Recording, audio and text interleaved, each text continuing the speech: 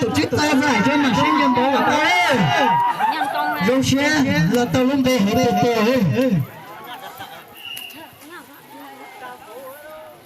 Giải nhất thiếu cơ nhóm 4 nhì nhóm 6 đánh cù nhất nhóm 4 nhì nhóm 6.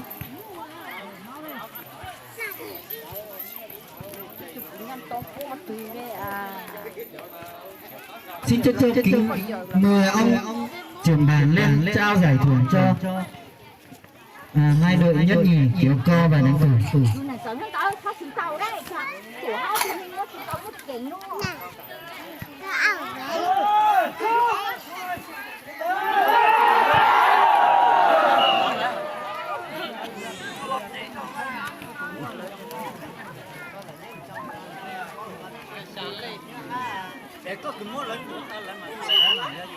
Nó sát cái tàu con tốt của tôi. Đi. Cái tàu từ nữa sẽ lên thôi. Chị đi đi.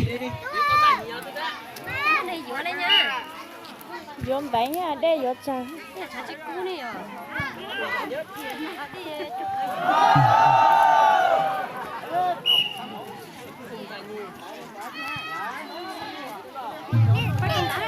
Rồi xí, vô tên ơi. Đại chống Phú Đê, con nhiều. Phú Đê là giải nhất nhóm chi, giải nhì nhóm Y, lúc sáng là nó tiếp sau giải thưởng.